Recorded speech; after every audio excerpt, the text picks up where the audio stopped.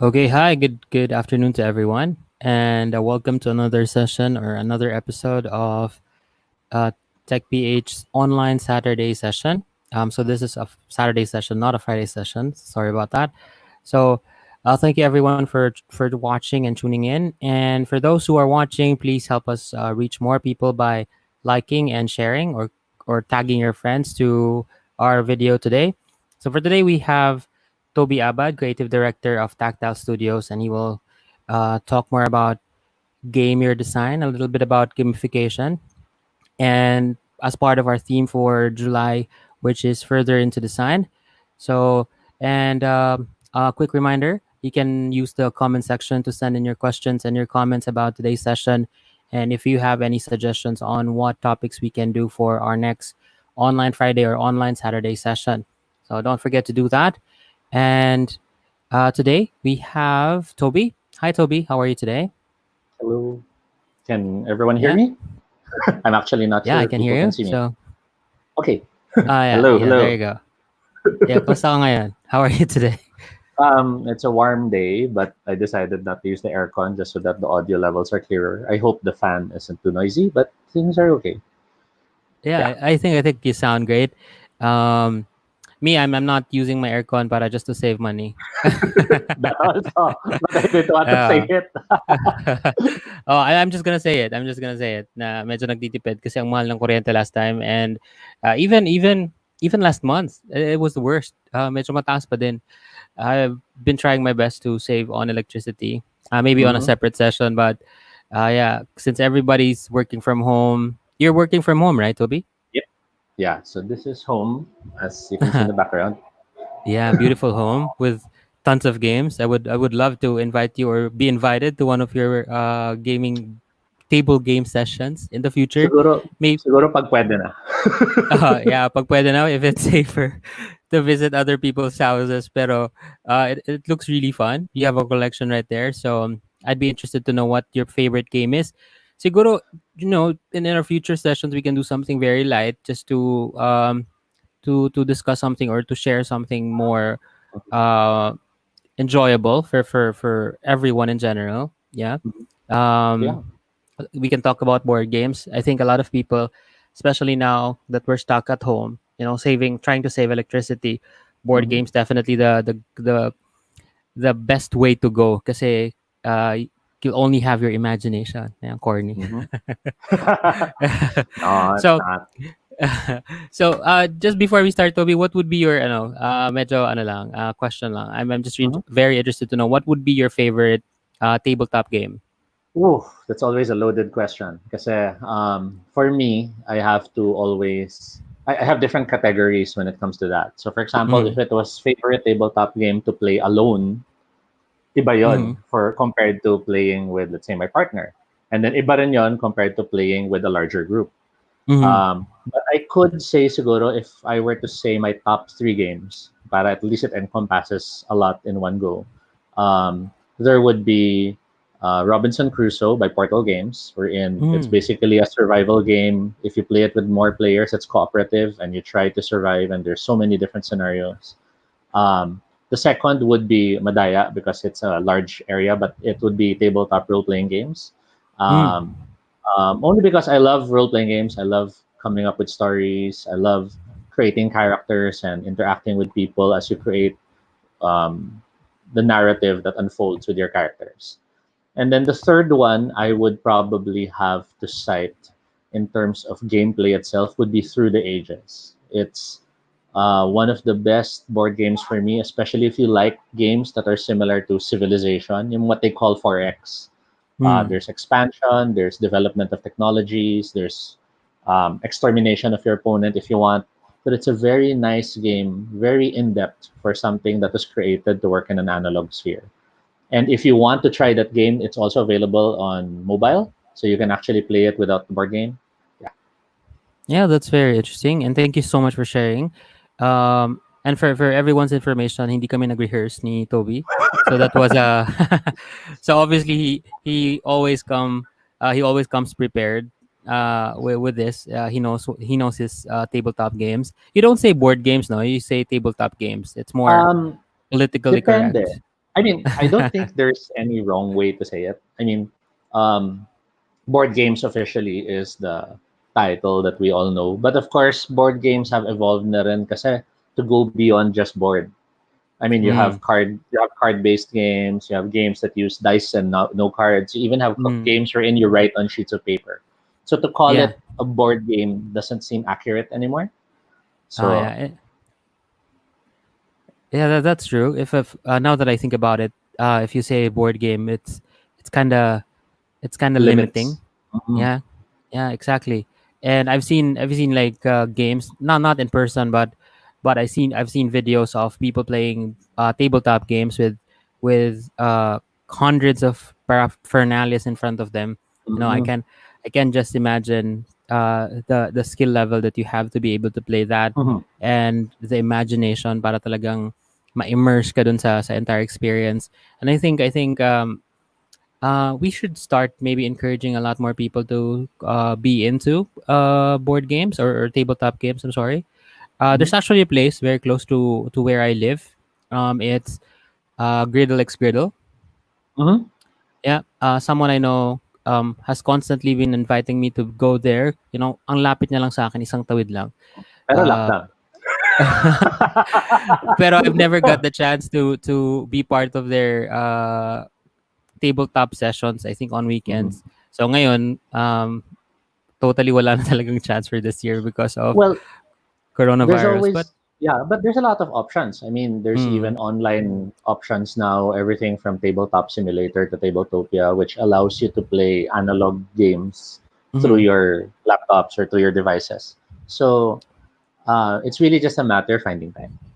Yes, I think so. Yun ang talaga excuse ko eh. Finding the time, and siguro kasi you have to also be very dedicated then kasi these tabletop games, you don't play them for 30 minutes. You don't play them for even an hour. You play them for uh lengths of periods of time, like on hours on end, which is I Mm. think very interesting. And I think Gennaro Anigan agrees with us about tabletop. GM, IGM. Yes, Tabletopia. Tabletopia Mm. is love because it makes a lot of tabletop games cheaper. Mm. Because when you buy the digital version, it's so much cheaper than the analog version. But admittedly, I just still love the tactile nature of the tabletop game industry. So I still get the non-digital ones, even if I have Mm. analog with digital versions of those games. Okay. Yeah, so thank you so much, Gennaro, and very good suggestion. And reminds me, malapit na ang Pasko with your profile picture. Yeah, so nandiyan na si Jose Marichan. Yeah, it really feels like kakasimula lang ng 2020, but a lot of things had already happened. So guys, one of the reasons why we're having these sessions is to make information more available to everyone, for people who are learning technology and people who wants to learn a different kind of technology or already into tech. So one way that you can support this initiative is by sharing the video. You know, medyo segue lang ng konti. Share the video, like, comment, tag the people that you know who would find value to what we're doing today. This is our earliest session for the past 2 months, and it's always here. It's always on Facebook. It will always be on YouTube, so you can always go back to it. You know, and don't forget to subscribe to our YouTube channel as well. So the purpose of that is for you to be instantly notified kung meron tayong bagong content, kung may bago tayong ilalagay na hindi naman talaga gagawing live. So we're planning to Mhm. do that in the future as well. So I've talked to Tobie about it just earlier before we started. Mhm. Um, yeah, the value of this is to just immortalize the content, and to have it accessible to everyone, and definitely for free. Yes. Yeah, and that's exactly the reason why bakit hindi tayo nagbibigay ng certificates, to a lot of people's disappointment, especially to the students. I'm not sure why. Why parang high commodity na ngayon yung mga certificates for some reason. Yeah, I think people just want seminars and the like to be certified para it can be Mm, useful later on, but they don't realize the knowledge itself is useful. This is, of yeah. course, me coming from an era where I had to learn about design and game theory in a world where there was still no courses on it, and there were literally just small voices talking about it in different smaller areas. So to have it Yeah. available in a spot like this is awesome. That was, I don't know, 2 years ago, Toby. Ang bait mo, ah. Yeah, of course I have to be. Yeah, you're doing this. You're sharing here. Pero honestly, yeah, that's a good point. Because before nga, there was really no way for other people to be involved in a community like VRPH, like other communities that we've hosted in the past. But Mm. now due to social media and the availability of internet everywhere, you can basically learn anything. All you have to do is all you have to have is that passion for it. So, and I think a lot of people has that as well. So, yeah, no, without further ado, um, usually I say na, no, I give you the floor, pero I just realized wala namang, I'm not on an actual event like what we used to have in our office. So, uh, how do I say this? So the stream is yours. Thank you. Okay, thank you, And Toby. I'm just excited that who knows, maybe a year or now, or a year or two from now, this becomes, it has its own convention events na and all that. Yeah, yan So yung goal. Yan yung dream. Hopefully it happens, pero with everyone's support, I am very confident naman na we can do it. so All for right, so, now, let's talk yep, about design. sige. Okay, so my talk is game year design. I try to make this a catch-all talk wherein I talk about everything from um, what I've learned in terms of learning about doing game design and creative direction in the game industry. But I'm also going to go beyond just mobile and talk about as well analog and the like. So to go through it real quick, um, the outline for this talk will be five key topics: the what, the who, the what, the no, the how, and the job. That way, you don't feel like you're not sure how long this talk is going and the like. And I will try to keep it at most within an hour and a half at most, just so that you have time to do whatever else you need to do, especially now in the time of lockdown. Everyone has to rush to the groceries or do supply runs or other errands. So let's make the most of our time and talk about the who. So the who is about me. I'm Tobie. I'm the creative director and formerly senior designer for Taktyl Studios. I've been working in the mobile game industry for around 10 years. I've had a few nods, a Synopsis Kids Animation Award, Imagination Award for Best Online Experience back in 2013 for Gotta Spot It, a game that was created for a certain brand. I cannot say the brand, I'm afraid. But I've also worked on games for Disney, Nickelodeon, Cartoon Network, and other clients. I've also done writing. So I've writing both in comics and in fiction. So I've worked on Siglo Passion, which was a comic anthology that had a Manila Critics Award. Um, I was part of my web comic was featured in a documentary called Aswang Phenomenon. In terms of tabletop role playing games, I've been part of the Seventh Sea Pirate Nations book, which had a silver Emmy for best supplement.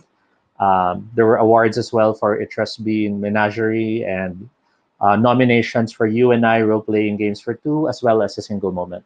All of these are available online in various outlets, including Drive Through RPG. I've been a freelance writer for a lot of role playing games, including Prince Valiant, Cold Shadows, Gallant Knight Games, Tiny game line of everything from Tiny Dungeon to Tiny Frontiers and so on and so forth, and many other games. Um, Historically, I've dabbled in so many things, including advertising, marketing, theater, radio, indie films, art direction.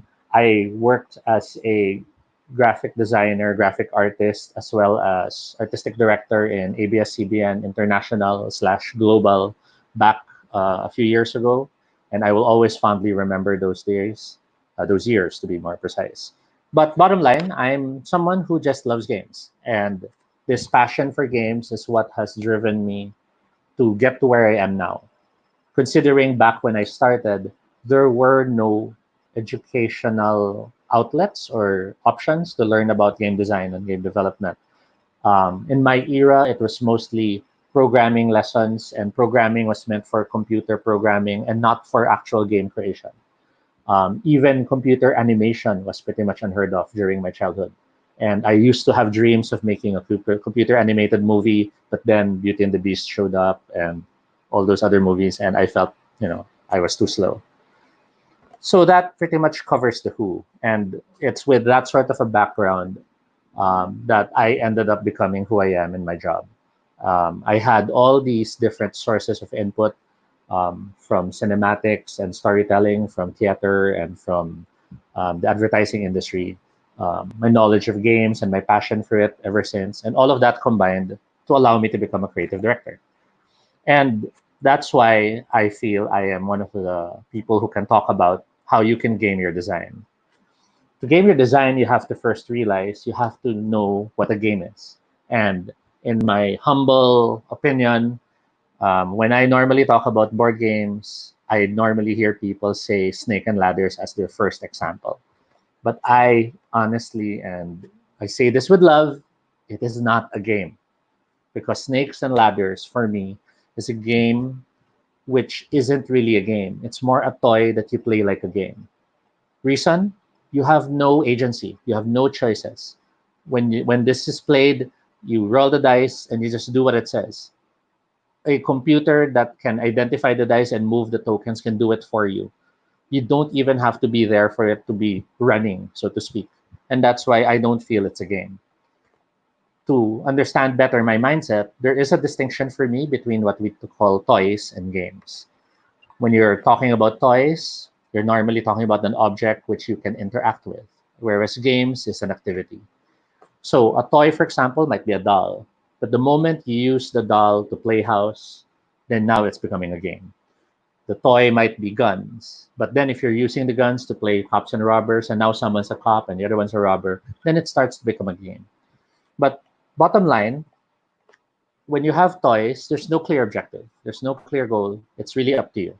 But when you have games, the game itself enforces upon you a certain list of rules, and whether these are overt rules or secretly functioning rules, which tends to happen in video games, the rules are there. There are usually goals in a game, and the goals necessarily aren't winning. The goals can be gaining points, can be working together, can be this and that, can even be just be having fun. But the point of the goals is it's part of your decision making. And lastly, there may or may not be an ending. Games in the past, I remember in my younger years when I was studying about game theory, the definition of games always said games have a set winner in the end. But with the evolution of games nowadays, we realize that games don't necessarily have to have an end. And this even holds true even more when it comes to tabletop role playing games, wherein the story can keep going on and on and on. There are even books about this called Endless and um, Limited Games. I forgot the title right now. I'm so sorry because I'm a bit nervous, but I will continue. It's been a while since I've given a talk and I'm just staring at the computer. So, what in terms of games? Games are a series of interesting choices. This is by Sid Meier, who designed Civilization. And this is one of the things I really believe in. If you're not making any meaningful choices, if you're not doing things, then you're not really playing a game. You're just going through a sequence of actions because you think you should. And for me, it's odd that many games still fall into this trap. Um, in terms of board game design, many call it the roll and move type of design, which a lot of people they vehemently hate roll and move immediately the moment they hear it. But for me, that's because it's just a mechanic. If you choose to use that, that's fine. But if you don't give your player more choices afterwards, then you're pulling away from what I would consider to be a good game. So when you're creating your game, if you if you're someone who wants to create a game, you must know certain things. And these are things which I realized as I was trying to get better in the industry and as trying to be a better designer. And that is what we will talk about next. The what? The what? The no. Sorry. So, what do you need to know? First is the big concept. You must always have a big concept in mind. In advertising and in many other business practices, this is what you call the pitch. You must be able to summarize what you want, the big concept, in 3 sentences. You want to create a cooking game wherein your friends can play with you at the same time, and the objective is to try to make the most money before the customers get too angry. That's the big concept. But if you can't define your big concept into quick sentences, it's either you haven't thought about your design enough, or you might be thinking of something that's already too many stages ahead, and you need to pull back and identify the core experience first. So the big concept is always important. And to help you do that, to help you identify your pitch, Jared Sorensen is a designer for tabletop games. He has this line called Memento Mori Theatrics, and they create a lot of games I really love. And he online has released what he calls the three questions. And I found them to be very true when it comes to designing for games, whether it's for analog or digital. The first is, what is your game about? That question already answers, why would I be interested in this? So if you were telling me what your game is about, if you're not getting me interested, then you're already failing in thinking of what your game's pitch ideas or core ideas are. Second is, how is your game about it? If your game is cooking, what are the elements that tell your player it's a cooking game? I mean, if it's a cooking game, but then your cards all show people and guns, then it won't translate. And it might sound like a stupid focus to pay attention to, but you'd be surprised how many times you'd have someone, for example, who is very excited and they'll design a game and they say, I want it to be about Philippine mythology, or I want it to be inspired by the current events of this and that. But then when you look at the card, they don't carry what they want to say in the cards. They default to more generic things. So you want to make sure that you pay attention to how your game supports what you want it to be about. And this becomes very tricky when you have abstract games. Because when abstract games are concerned, and examples of this would be Othello, maybe even chess, um, you have the visuals not necessarily matching what the game is about. And that's where mechanics then become the answer to how elements inform the user or the players on what the game is about. And the third is, how do you encourage and reward this when it comes to the people experiencing it? As a player, how do I get what this is about? How do I feel encouraged to do what it is? So, if it was, for example, a cooking game, what would make me in the game feel like I want to cook?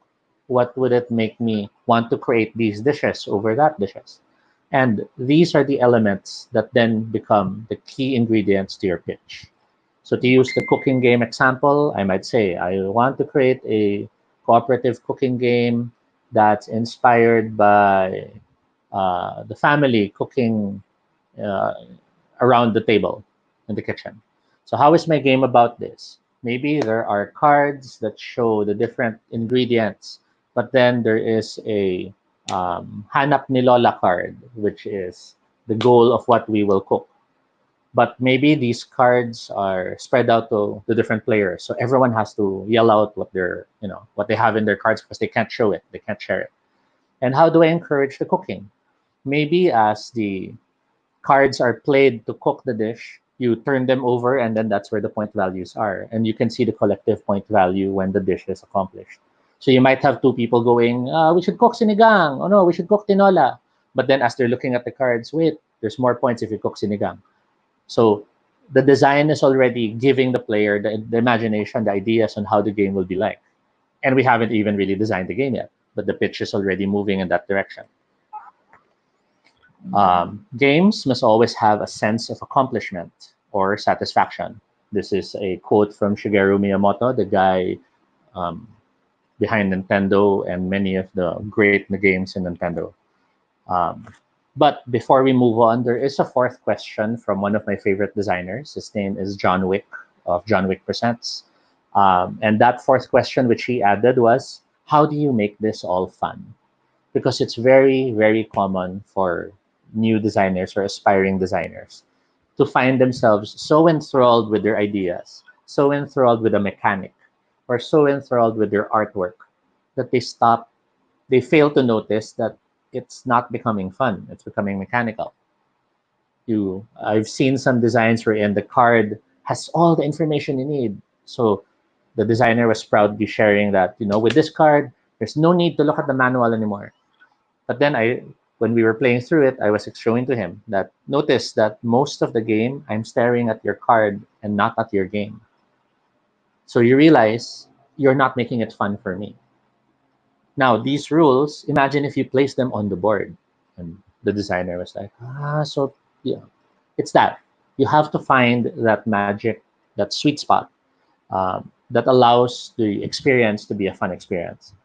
The tricky thing about this is it's not necessarily recyclable. What makes something fun for a certain game might not work for another game. So you have to be wary, and that's where what we call playtesting becomes important. But we're moving ahead of ourselves. For now, we're in the know. And with that, by having the elements that make it fun and satisfying, by identifying these aspects, you are able to find ways to make your game, well, your pitch, already enticing and exciting.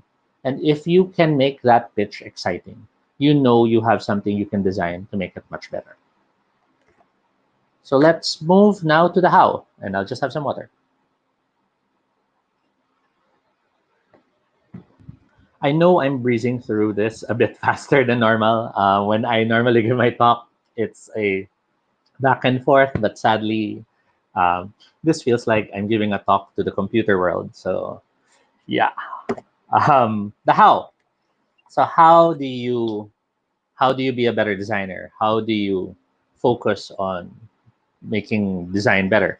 And basically, how do you make yourself ready if you want to become a designer long term?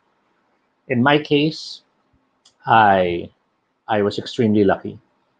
For someone who had no formal education in games, what I had going for me was the fact that I started playing with computer games back when it was a Commodore computer plugged onto a TV and a cassette player. Because whenever I tried to program anything or load anything, it would have to save or load from a cassette tape. And I'm sure many of you watching this don't know what a cassette tape is. But those are those old devices which used to contain music. It used to take me around an hour to 2 hours to save something. So it was such a dedicated task to use computers back then. Um, Growing up, I played through the Atari, the family computer, Nintendo. I was able to touch on a lot of mobile devices, or sorry, portable devices, thanks to awesome neighbors. So that's everything from the Lynx to the Game Boy. I even had the experience of trying the 3D Game Boy, which the virtual Game Boy, if I remember its name, but everything was red. But it was like the beginnings of the attempts of having 3D graphics. But yeah, I went through the expanse of so many consoles in my time, as well as board games. And even at a young age, I got started with role playing games. So this trifecta of different game experiences was what I grew up with. And when I was young, my goals in life were still focused more on film and theater. So without realizing it, I was learning about empathizing. I was learning about connecting with audiences. I was learning about delivering the message, sharing a narrative about the storytelling expectations, the hero's journey, and all this and that. So, all these different sources of knowledge combined with all my experience and love and passion for games. And it allowed me to find my way in the industry and slowly work my way to becoming a game designer and eventually the creative director. For many of you, you have it so easy. You have educational options, you have online courses. There are game conventions and other events which have talks from experts, from industry greats who are giving their knowledge on online sources. So, if you want to be a game designer, if you really want to be a great designer, you have so many options already available out there. So all I can do is just to help guide you with a few more tips on how to better yourself. But a lot of that will be up to you. So in the how, if you want to create a great design, You have to know your target market. That is a huge thing many designers skip. They think they'll create their game and then the audience will come. To some extent, that's true. I've created, for example, a role playing game for two players called The Single Moment. It's this tiny little book that allowed you and another player to tell a story about, at the base game, it's two samurai who are about to fight to the death. But then you go through flashbacks, finding out how they used to be friends, they used to be best of buddies, and then eventually the friendship falls apart and they now have to duel to the death. And in that single moment, we will find out who wins. The reason I created the game, one of my great friends, Urim, who used to game with, well, he still does, but I say used to because of lockdown, who games with me. Um, we used to hang out at my place in Parañaque then every weekend. And there were a few occasions wherein he'd show up and the others, due to real life, would suddenly have to cancel. So he ended up asking one time, just out of the blue, if only there were a role playing game we could play, even if it's just the two of us. And that pretty much sparked the idea. And I designed the game specifically with that in mind. My target market was people who wanted to play when the rest of the group didn't show up.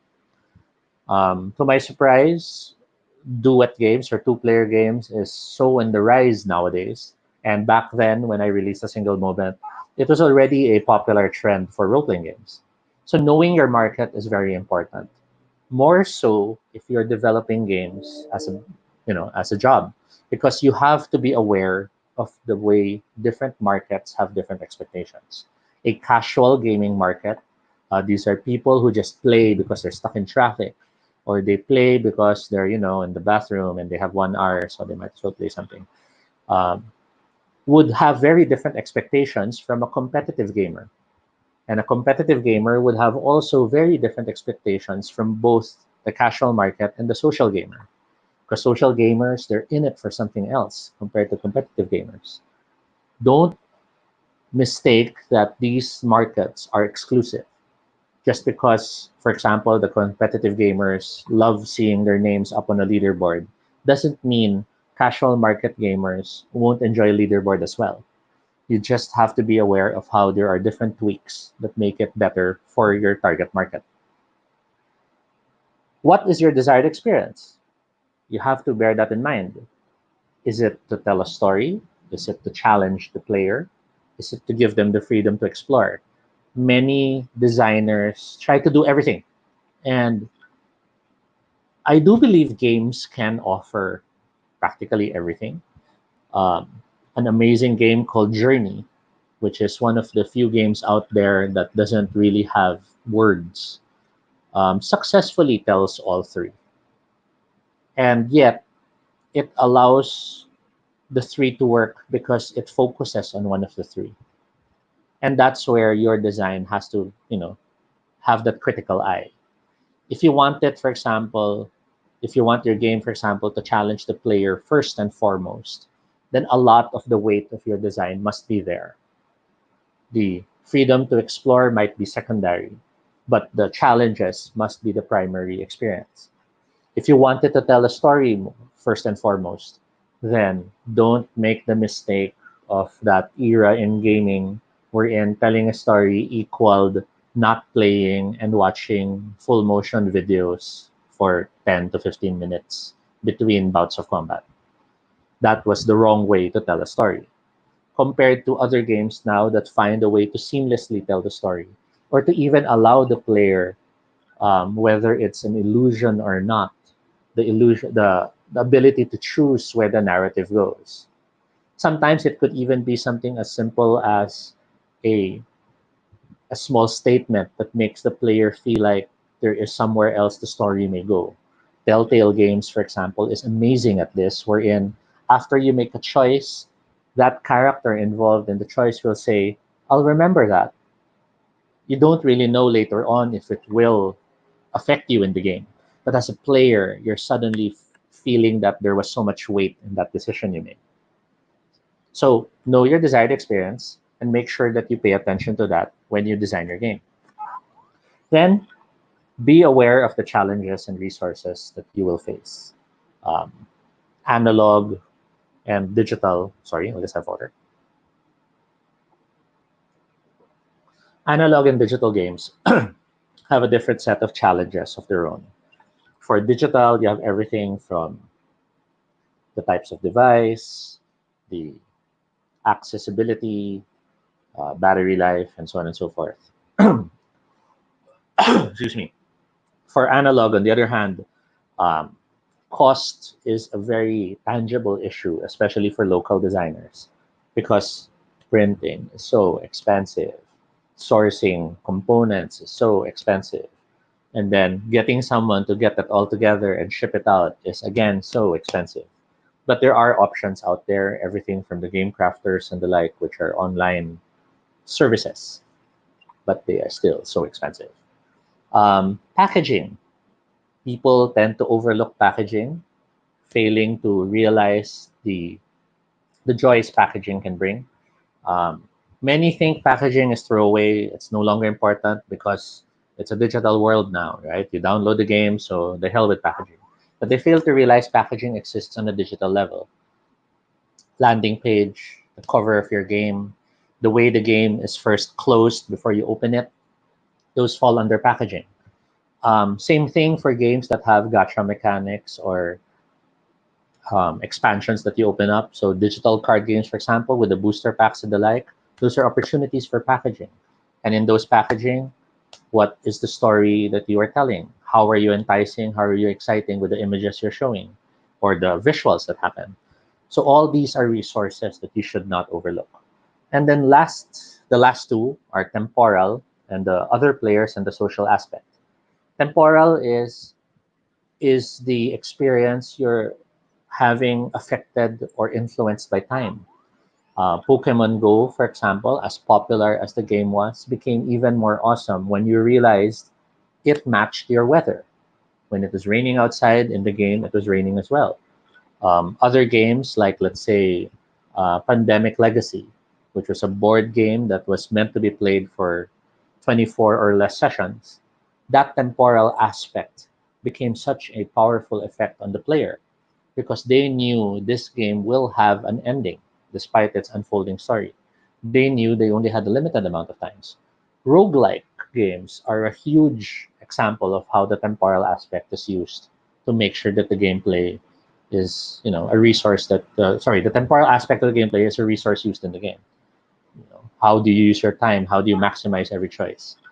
And the other players. There's the old school invite more people to play further, which I really hated, but was used in a marketing strategy in the past.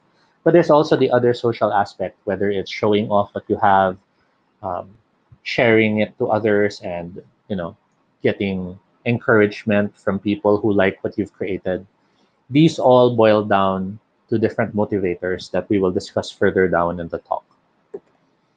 Um, Here we go. The motivators. I totally forgot it. Was the next slide. So for motivators, you have everything from the intrinsic motivators, which is the internal joy of doing something, to the extrinsic ones wherein you want that reward, you want that bonus, you want that power up, um, you want to show it off, you want it to make the game easier. There's the positive and negative encouragement as well. So positive encouragement is very common in video games because power-ups are a very clear example of positive encouragement. Other examples of positive encouragement is XP by doing what you are meant to do. So some escape room games, for example, that are digital, they have a percentage bar. And as you accomplish something that moves you forward in the puzzle, you see the percentage bar filling up. So you know you're not just lost. Many MMORPGs, for example, encourage the players to go around and to, explore the massive world that they've created by giving you experience points when you cross certain thresholds and boundaries. Negative motivators, many of us have hated them so much and failed to realize that we were being played to play more. Farmville is the classic example of the negative motivators used so effectively.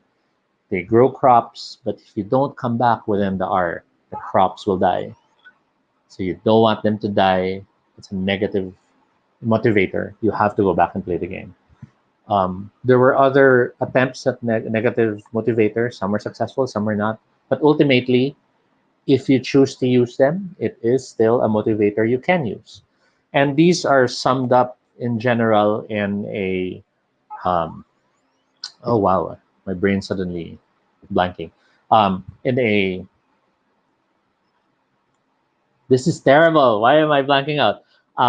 So it's called Octalysis by Yu Kai Chao.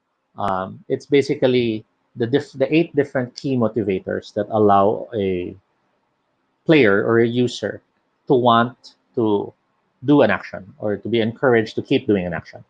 And these 8 motivators are social influence, unpredictability, avoidance, empowerment, scarcity, ownership, accomplishment, and meaning. Um, for some of you, this might be old news. For those who are new to it, we'll go through them quite as I'll try to go through them briefly because I still want to keep this within an hour. And if you really want to learn more about this, I highly encourage you do your diligence and research about it.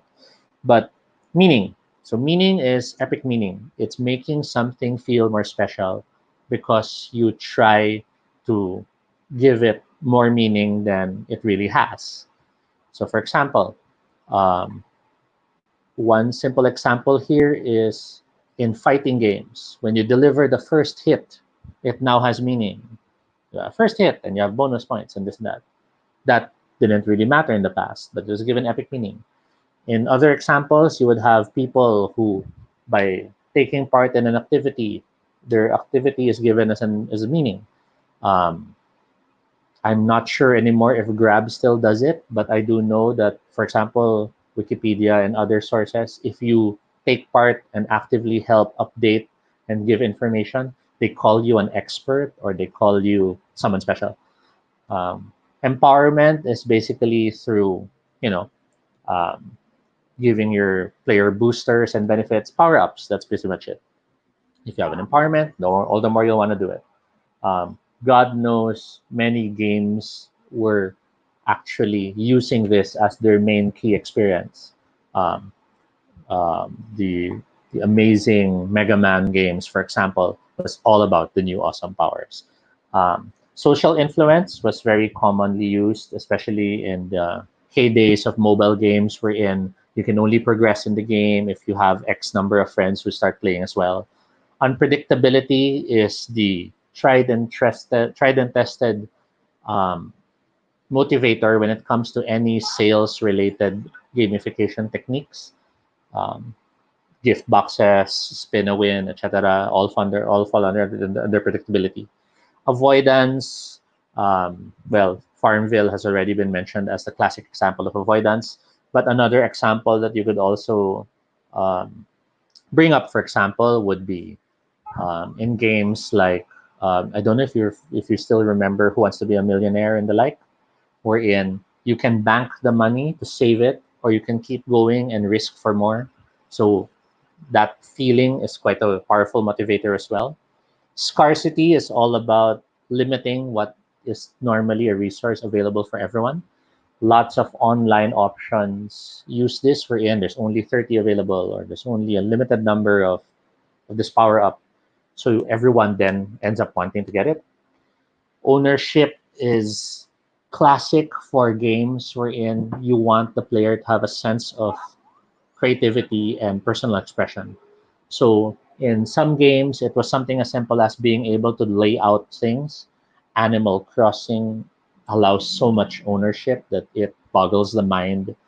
Um, I'm not surprised why it's that popular. And lastly is accomplishment, which in many cases is the only gamification that most are aware of when they're not in the industry. Because for them, they think gamification is badges. Gamification is, you know, you have these milestone awards and that's it. And that pretty much comes from a history of learning in the analog way in school, wherein you're in top 10 in class, you're summa cum laude, you have accomplishment. Summa cum laude even connects to epic meaning if you think about it. So this octalysis system, these 8 motivators, is very important as a designer. If you want to be a designer, you have to really take time to study this. especially when you realize that this eightfold wheel or circle can be cut up to black and white hat, to intrinsic and extrinsic, internal and external, to reinforcement and like. This is amazing, and if you even look at further resources, they even talk about the ninth motivator now, but I do not feel qualified to talk about that, so I shall move on. So, um, as Yukai Chow mentioned in actionable gamification, when you design a great gamified system, you want to make sure that there isn't one standard way to win. Instead, provide users with enough meaningful choices that they can drastically, in different ways, better express their creativity while still achieving a win state. A lot of times, people think that when you design a game, all you have to do is make a person feel they're awesome. That's true to some extent, but if it feels like there was no choice but to be awesome, then again, it stops giving the player agency. It stops feeling like a game. It starts feeling more like procedural actions.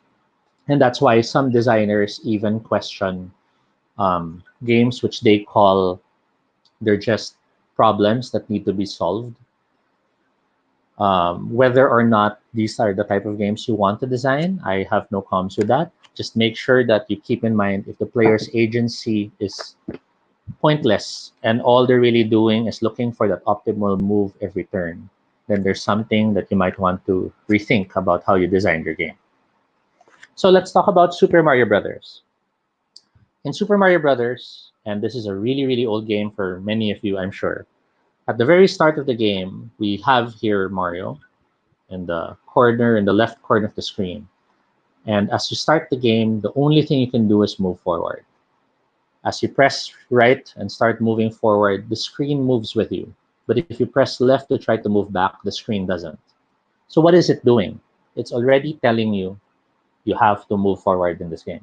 You're not meant to just, stay in place. As you move forward further, you encounter the first item, a question mark box. And, the box itself matches your feelings if you were playing this for the first time. It's a box. What is that? It's a question mark.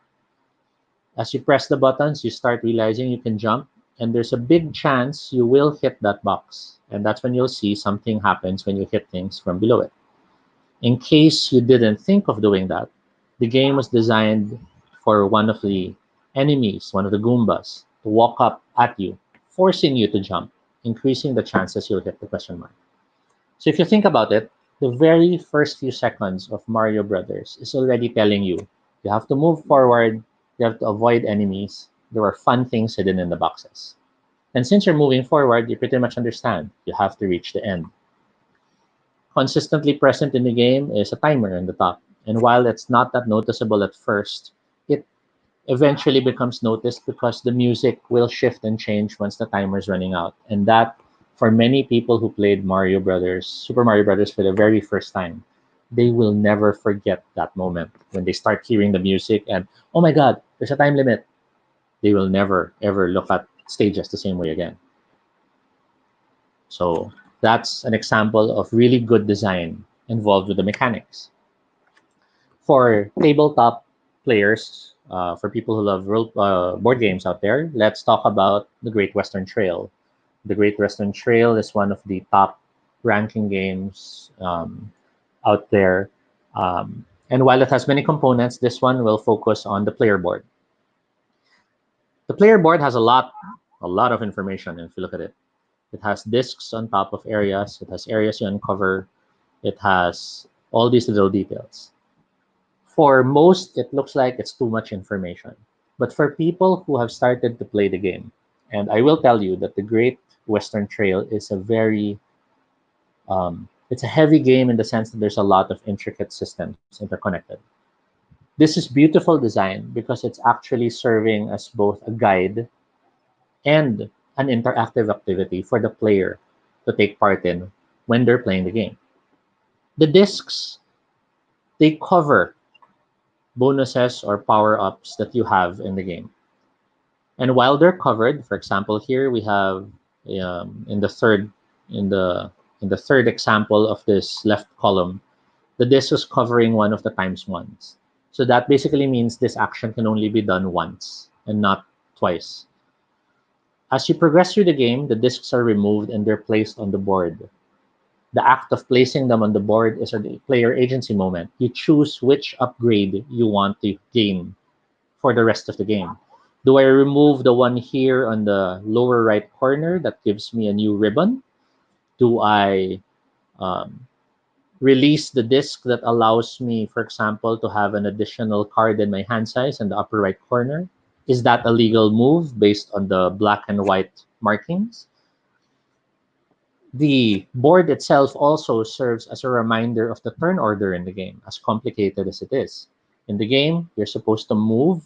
After moving, you determine if there are any hands that force you to pay money because they temporarily, they're like toll gates that you have to pay. After that, on the place you landed, do you take your actions? And when you're done with your actions, you draw back to your hand size. So that's already illustrated here in the top part of the card. You have the movement of 4 steps for a 4-player game. The 2 discs have been removed, so you know you can actually move up to 7 steps. After that, there's the black and white hands, which tell you how much you have to pay if you cross those. And then you have phase B, wherein if you landed on these houses, there's the corresponding options you have.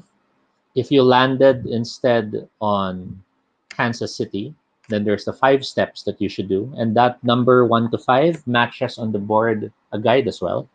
And then finally, on phase C, you draw 4 cards. And for each disc you removed, there's a +1 card. So you get to draw 5 cards in this example.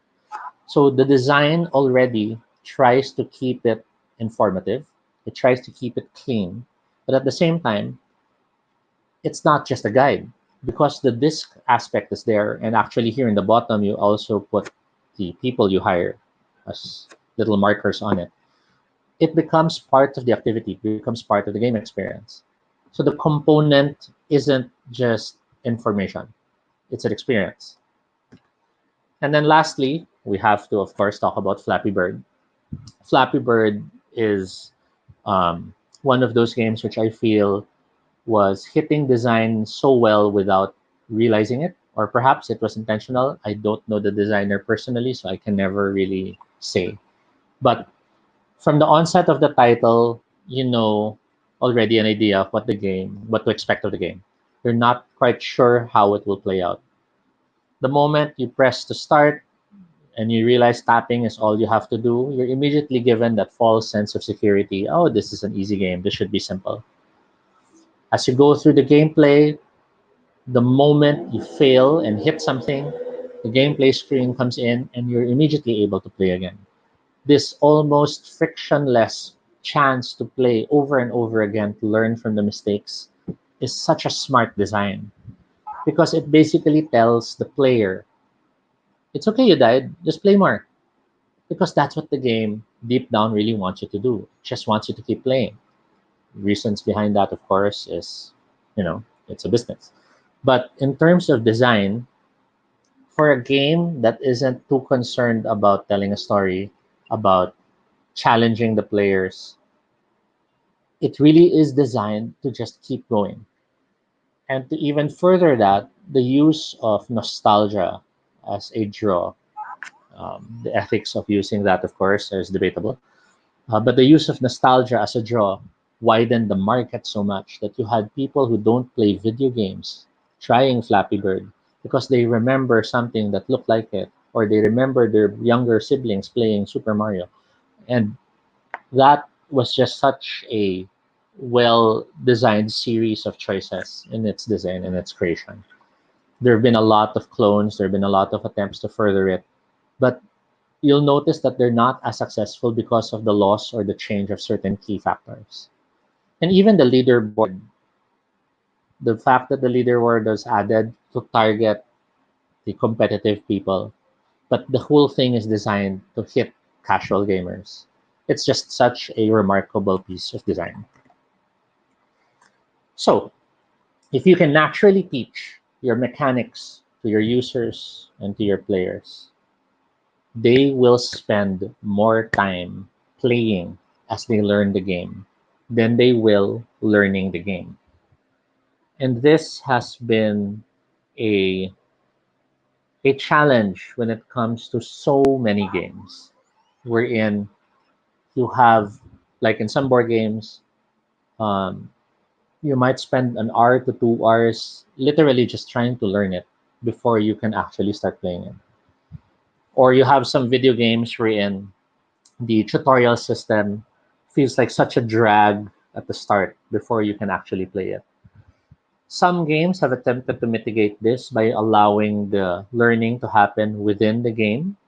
Um, there are pros and cons in doing this, and the biggest con is if it's not clear to the player that this is meant to be part of the experience. You've had video games wherein you've been playing, and then it's another long series wherein you're learning a new mechanic or sequence. And these can be done well, these can be done correctly. But if they're not done, remember our questions earlier. The fourth question, how do you make it fun? So if it's not done in a way that feels fun, then it becomes again a process they will just go through and it becomes terrible. It becomes less a chance of them wanting to play and more getting tired of having to learn. Um, Many media have attempted to help mitigate this problem, from watch it played videos to online tutorials on how to play things. But these are all still external attempts to help teach your mechanics naturally. So, if you want to be a great designer, this is super key, because there will never be a game that won't have a point wherein there's a tutorial needed one way or another. John Romero, who designed the amazing game Doom, had this quote which is so meaningful, and that is, finish your first level last. When you design your game, it's fine, create the stages and all this and that. Once you're done, go back to your stage one. If need be, create a little experience before that start, or redesign that first experience and see how you can use that moment to be able to squeeze in the tutorial process without making it painful. It's it's odd how in this day and age there's that feeling that things, since games are more complex or more high tech, it's harder to teach things. But I always felt like um, a large part of the process is that there are things that don't need to be learned until necessary. And a large challenge for some designers is they just want to throw all the learning at the same time. Metal Gear Solid, for example, is one of those amazing designed games wherein they are able to insert little moments of learning. The use of the codec device as a chance to quote unquote call for help whenever you need it was um, just amazing. I I can only imagine how much planning was made for that to work, in the sense that it almost felt like they knew what you were having trouble with. And of course, that's how developers can be gods as well. So we covered the who, the what, the no, and the how. So let's talk about the job now. And now that it's 2 o'clock, I shall try to squeeze this within 30 minutes, because this is where it can get a bit wordy if I digress too much. So, as designers, you have to realize that this is such a special time. This is a blessed era. We are all standing among the greats. Um, Everyone can cite designers who they feel are their idols, their greats. You have people who would mention Eric Lang. You would have others who, um, okay, I am now scared to say their names wrong. Uh, um, so I will not risk saying their names. But I'm sure many of you who are watching have your own share of favorite designers, from Vlada to okay. See, I keep wanting to say their names, but I'm scared because it's always, this is gonna be forever online, and it'll be a voice a voice recording of me saying that name terribly. Um, but the beauty of this era now is that Not only are they actively creating their games, but they're also actively engaging with people who love their games.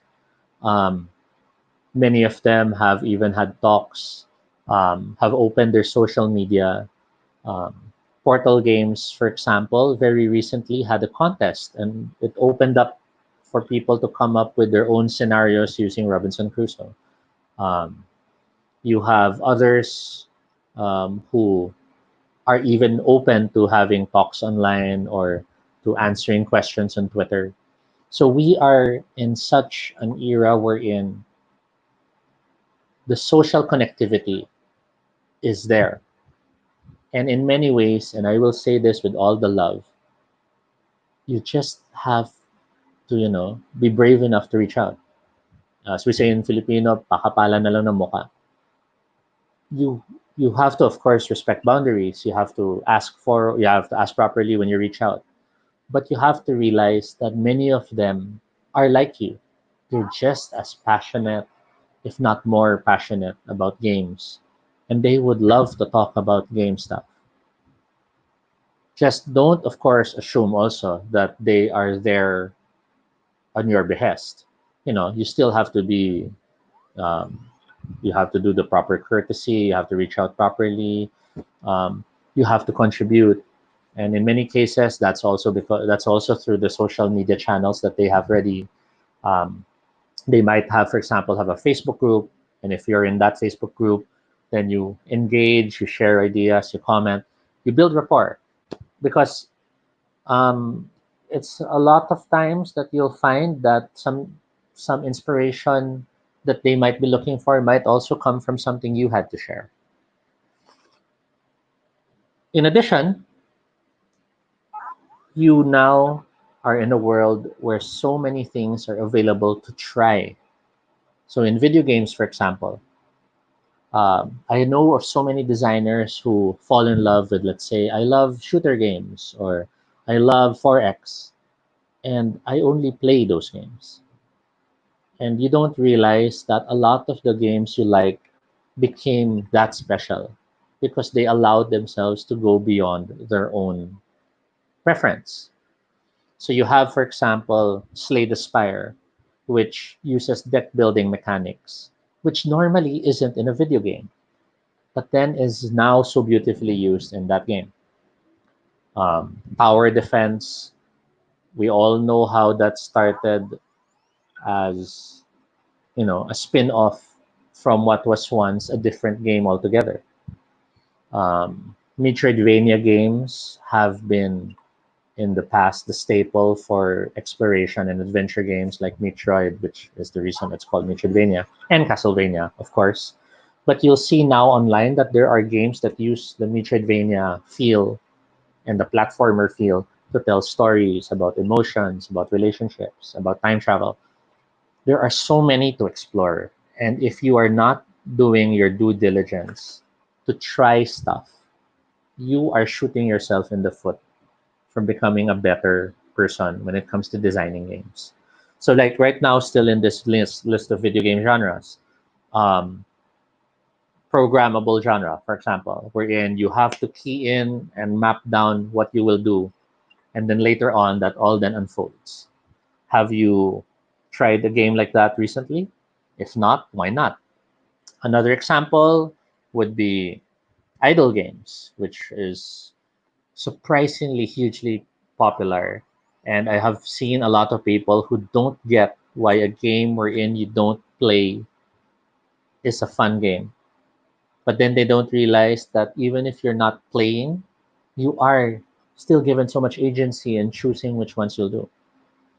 And it's less about optimization, although you can optimize, because it doesn't really penalize you if you don't optimize. So these are all these ingredients that you can dig in to learn more. And you shouldn't limit yourself to just the digital aspects. Tabletop games, for example, have so many more genres, and it's so exciting how a month can pass and sometimes a new genre has existed.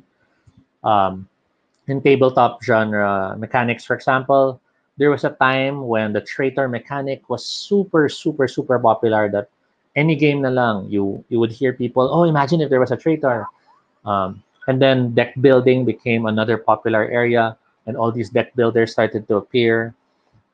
Um, but even beyond just tabletop board games, you have tabletop role playing games. And when you talk tabletop role playing games, most of the time, if not almost always, a general person will say, ano yun? Or if people do know about games, they'll say, ah, parang Dungeons and Dragons. But that is such a narrow mindset of what role playing games are out there. That is in many ways pretty much the equivalent of how in the past, when people wanted toothpaste, they say, gusto ko ng Colgate. Or when the people wanted to buy soft drinks, ate, may Coke kayo, gusto ko bilhin yung Sprite. And it's, you know, if you don't broaden your horizons, if you don't try all these other games out there, it's such a waste. Like in tabletop role playing games now, there are um, there are systems that include sharing the narrative seat where different people take turns being the one telling the story. Um, there are games that have no player character, meaning all the players that are playing are developing the world and the history of that world from the when the world began until when the civilization ended. There are even games that don't even use the standard expected character sheets and the like. Um, One of the most amazing games I heard of recently is um, a solitaire game wherein, oh god, my brain is suddenly blanking out. I think it was The Beast, wherein it was a mature role playing game talking about your secret relationship, um, central relationship with a monster, and it was a journal game wherein you had a deck of cards. The cards would be story prompts on what was happening, and you answer a card, write your journal entry, close it, and then a day later or a week later, you get your next card, you write the story, close it. And from that type of a journaling game, we now also have amazing greater games that use similar systems. Um, so why is this job? Because it's your job as someone who wants to design games to make sure that your brain is filled with ingredients. When you come up with games, when you come up with designs, a typical designer reskins. They will see XCOM, for example, and go, oh, turn-based strategy game. Ang ganda. Paano kaya kung gawin nating local? Gawin nating may tikbalang, may ganyan. But it's still the same game. And that's fine. That's a valid way to design games. But if you want to try to come up with something more you, if you want to try to celebrate the game, then it would help to have more information in there and use that information in the game that you're designing. Mixing and matching mechanics from different sources is a totally valid and honestly a better way to approach design, because it's only in those experimentation will you see what works, what doesn't work, or even possibly see something that doesn't work and then focus on it so much until you find a way it will work. Each game is an experience. It's a new mechanic you've never experienced before, or it's an old mechanic that you're familiar with and you're learning how they used it, how they misused it, how they improvised it, or how they worked around it. And if you are not playing games and thinking of these things when you're playing them, then that's something you need to harness and you need to develop as an innate um, flow of mind if you want to become a designer. Because if you're not actively thinking of how experiences can be translated, then maybe designing is something you might want to let others do and you can be the one to implement. And that's not a bad thing, because designing is a large part about being willing to make lots of mistakes and finding ways to make it better. Every game is an opportunity on how others have done it, on how you could do it, on how they can be mixed together. But every game is also an opportunity to understand the user's journey. When a player is going through a game, it's easy to think, okay, I'm thinking of this player. Um, in my cooking game with the family, I now know that the player will want to cook dishes. So I'll design it with that. But you're failing to realize that player is still going through a set of journeys. There's the unloading place wherein you're still learning about the game. There's the part where they love the game and they're really enjoying it now. There's the part where they start experimenting because they know the game enough, they want to try this and that. And then finally, there's the part wherein either they finish the game or you're still allowing them new things to explore. And these are all distinct journeys that might require different motivators. You can't just say, I'll put badges and that will apply to everything. That's that's a very um, low level way of approaching the design of something. It's almost like I would even dare say that it's a disservice to the effort you're putting to the game. You have to be aware of the journey. You have to think about what the user would be looking for at that moment and how you can help give it. So, Ralph Koster, who wrote a theory for a fun for game design, wrote, "Fun is just another way of learning." Because in many ways, this is true. We don't, you know, we when we're born, when we're babies, the first thing we do as babies is learn, and this is through play. When we grab things, when we squeeze the finger of our parents, when we put things in our mouth, these are all attempts to learn and understand the things around us. And by playing with these things, we start to learn more. And the act of playing a game, if it doesn't have that spark of learning in one way or another, it fails to hit that joy. So, if you really want to be a great designer, you must pay attention to what's out there. And most importantly, you must identify and recognize trends as they form, as they happen. So this list was written some months ago. I realize now I should have updated it. But historically, there was a time in the past when it was all about achievements, achievements, achievements, achievements, achievements, achievements. And then from achievements, we started to move towards microtransactions. And the reason microtransactions is there is because that was a vehicle used to put in a new game system. I'll put in a new experience. I'll put in a new skin. In tabletop, this was translated to the presence of minis and stretch goals, especially when it came to crowdfunding. This is my game, it's cool, but because I want you to support it more, I'll throw in more minis, I'll throw in more expansions, I'll throw in more this and that. And even to the point of, beyond crowdfunding, you have games wherein the expansions are literally just more pieces and a small tidbit of a new system. App support hit a trendy status for a very short amount of time because they discovered the pains of mobile is that mobile always updates its OS. Mobile always needs updates. And the idea before of I can have an app for my game that will be there forever is not true. Because even if you don't have to update this and it was somehow miraculously coded to be super perfect, um, the OS might shift and might have certain requirements that will require you to make updates. So cost-wise, app-supported games suddenly found itself having that barrier. Then there was that era wherein it was all about legacy, it's all about campaigns. Um, the board game industry realized that a lot of video games were successful because they allowed a experience that felt like you were part of a larger story.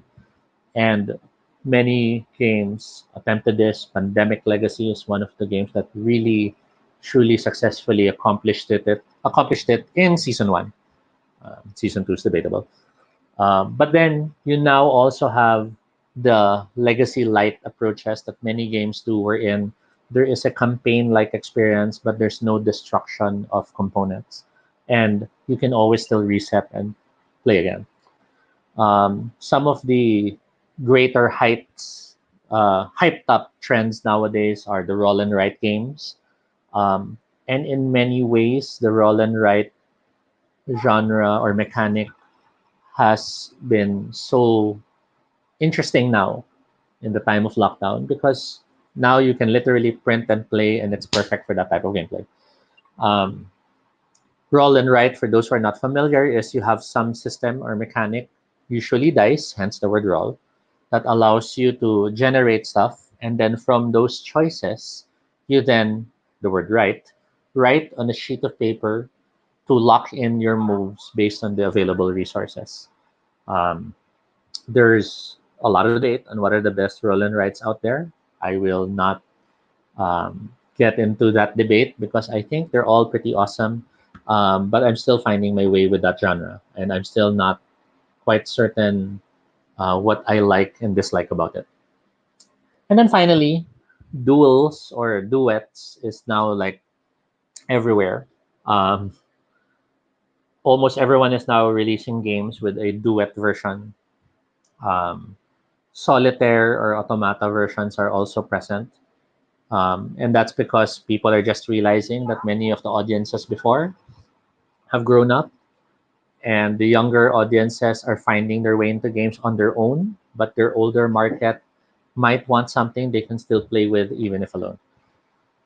So you have to be aware of these things. You have to pay attention. You have to keep in mind that, um, and I think some companies will hate it when I say this, but spending time to look at games, to dig through Steam, to read review sites, to watch videos of new games being displayed or demonstrated and the like, that's actually part of your job. That's actually, for me, valuable. I would even dare say um, more valuable than you being present in every single meeting. Only because by filling your head with all these information, by filling your head with everything that's out there, you're able to quickly find that way of interconnecting and intercombining systems and sequences to come up with an experience that will be great for the final product. In last month, sorry, in last year, again, this is a some figures from an older um, talk. Um, 17,700 plus games were officially ranked in a site called Board Game Geek. Now, Board Game Geek by no means is a gold standard or anything like that, but it is, at least for me, another resource that is trying to track the influx of all these games out there. And of that 17,000 games that they have ranked, there's at least 19,000 for this year. So in a span of 1 year, we've had that many games added.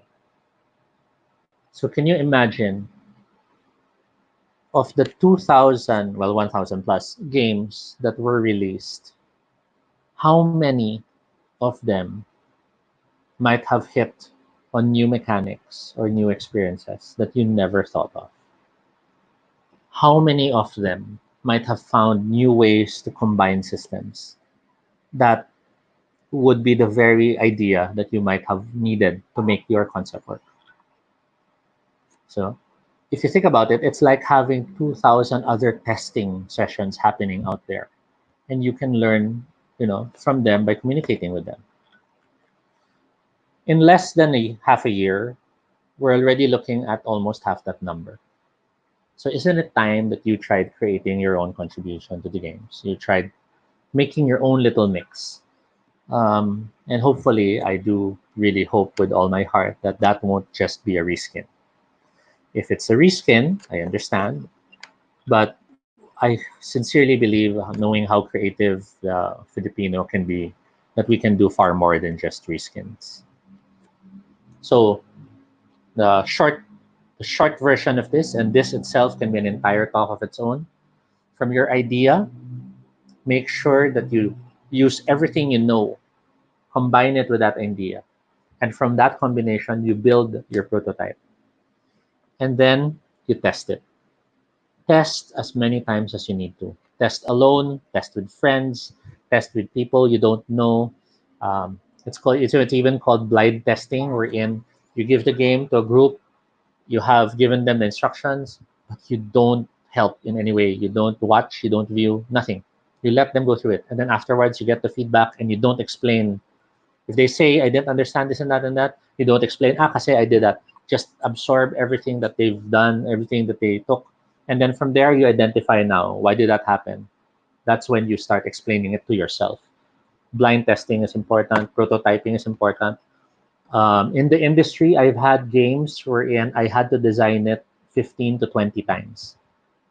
Only because client's not happy, dev has recommendations and this and that, and it's nice. It's nice getting the feedback. It's nice finding ways to make it better.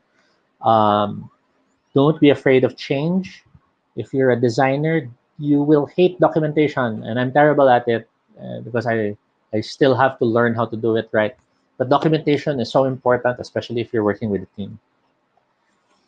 And lastly, Hideo Kojima, yay, Death Stranding, which I still have not played because I don't have the console and I need a better laptop. Um, 90% of what is considered impossible is in fact possible. The other 10% will be possible within the passage of time and technology. If you look back at the beginnings of Metal Gear Solid, back in, I know it was Nintendo, I just can't remember if it was Super NES, but I think it was just Nintendo. You will see a game that amazingly circumvented so many limitations of the technology to deliver an experience that was unlike any other. And you can say that about so many classic, iconic games. Everything from Prince of Persia to the Super Mario Brother games and so on and so forth. It was all about seeing limitations and working around them. And that will still hold through even now in the present day when you create any games. So, in brief, to sum up, if you want to be a designer, you have to do your job. You have to feed yourself and fill yourself with all you can about games, and you have to experience them so you can know what works, what doesn't, what others are doing. You have to be willing to make mistakes, but you never stop learning. So that's my talk on how you can game your design. Um, Yeah, yeah. that, yeah. Thank you so much for that, Toby. Just like what I always say as well, never stop learning, keep learning. Mhm. Official hashtag. But thank you so much for that very insightful talk. I think more than the as you've been saying in your talk, there's always that place that you can find information about what you want, right? Especially in technology.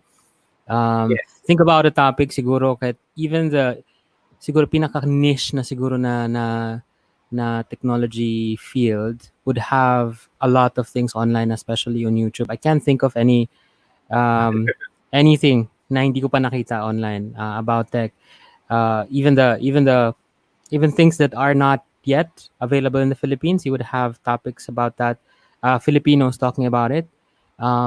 So I think my question in relation to that, Sure. Toby, my question for you is, and just a reminder to everyone, also you can continue commenting your questions here, and then maybe we can just get back to that. And for those who will be watching this in the future, the comment section will still be the best way for you to ask questions. Para para Toby will siguro get back to you as soon as possible, and like any other field in technology kasi what I've noticed is in the Philippines we are mostly outsourcing our how do you say this, our Talent. expertise, our Yes. talents. Yes, our talents. So what's the gaming industry like here in the Philippines? Speaking on Um, behalf of Tactile Studios, well, or the maybe the not. well, I guess what I can just say, because I want to at least keep everything positive. Um, the mobile gaming industry, and not just mobile gaming, but the internet or information industry, is the IT industry is such a um, it's always a challenge. Funding is always a challenge in its many ways. Recognition is also always a challenge. Um, for instance, I know that government wise, when you say you're a game designer or you're working on gaming online, they always think it's the gambling side and not um, the more fun games. Hopefully, that's slowly going to shift now that esports is something people understand as well in this country. Um, but in terms of, despite the lockdowns, thankfully, um, the industry has kept moving, has adapted in some ways a little bit better because the ability to do things remote isn't necessarily that difficult a shift with the you know with the right management and the right people, of course. And then lastly, I could siguro say the um, there's this funny misconception also that um, when you do stuff, since i-code lang yan, mabilis lang dapat gawin yan, or gagawin mo lang yung graphics, so tapos na kagad yan. So I guess now in the period of lockdown, the challenge is finding people who are willing to also invest, because there is always long-term benefits to investing on technology. Yeah, I just want Yeah. to make the world better through play. Yeah. But I think that's very insightful. Just to be positive about it, and if you really think about it, based on the people I know, because I'm from different industries. So Mhm, I've worked in the BPO, HR, recruitment, all that. Um, what I've noticed is tech, the tech industry is proving to be very resilient mhm, in terms of adapting to changes like environmental changes, where you would have to work, diba? So a lot of companies, although still problematic pa rin, very problematic pa rin, there's that opportunity for a lot of tech practitioners to continue their work and stay at home. And as other tech leads, other tech professionals would say, technology is definitely uh, the future. And one of the advocacy of TechPH as well is to open other people's or for other people to be more open about maybe exploring or start a career in tech, because it's never too late. mhm. Uh, I found it very inspiring. Na you mentioned earlier na you never really had like how you say this, parang Formal. training, formal Yes. training. Yeah. So you just really have to have the passion for it.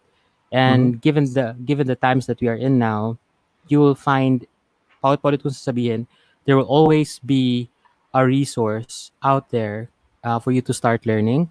Kung hindi mo man siguro mahanap yung gusto mo, siguro hindi ka lang talaga naghahanap. You're not really looking hard enough, right? mhm. So, Although mm, I will add that in this time of pandemic and lockdown, don't naman super pressure yourself if you're not in the mental state to, push yourself into learning. It is difficult given how the lockdown is affecting all of us in different ways. So be nice to yourself also.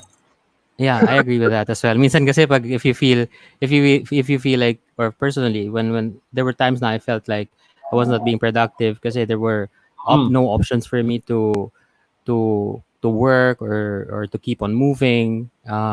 Maybe sometimes you just sit back, relax, and take the time, take the opportunity to maybe reflect or think about what you want to be or what you want to do in the future. But at least once you're ready, once you have the resources in front of you, once you are in the right mental state, then you can do it better kasi napag-isipan mo na siya na mabuti. Yeah, that's a really good point. Wow. So Okay. I'll also I'm flashing again the email address because um, I also like being reachable for those who might want to ask more about design. Um, I don't do it on any professional level, Mm, only because I also do a more corporate version of that with Taktyl Studios, of course. But let's say if you are you're making your own game, or you were inspired by this game you played and you're now creating your game, and you might want to hear my thoughts about it. I'm open to hearing about that. You can email me. Some people have emailed me for their game production stuff because it's their thesis and ganyan. Mm. That's fine. I'm always willing to help out and give feedback because having come from a time when I didn't know who I can talk to, I'm just so happy that there are so many people right now who have that passion and the opportunities that I did not see. Yeah, so I think we have a lot of students na part of the community. So you've heard that, guys. So Toby will not forget that. So if you need any help, yeah. So open up muna yung sarili mo, Toby. But that's really noble. Thank you so much for offering yourself, your experience, your insights. That will definitely be very helpful for other people. And I think this community is also about connecting you with the right people who are willing to share and to spend a little time. No, not everything, but siguro to get you started, with whatever you're working on.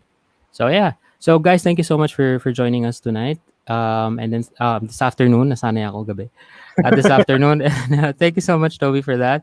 I'm really looking forward to finally be playing a tabletop game with you, and maybe we can do something online as well, just for everyone's enjoyment as well. Keep it light, and thank you everyone for joining us.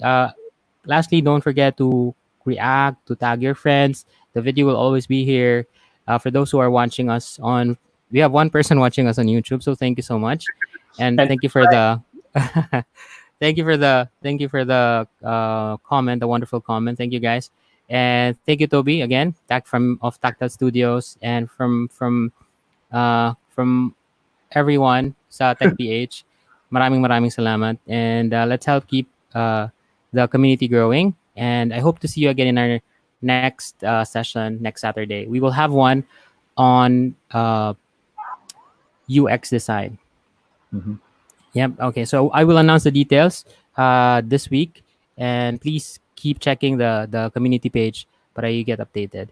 Thank you, Toby, and see you again next time. Bye bye. Okay. Maraming salamat. Bye bye, guys.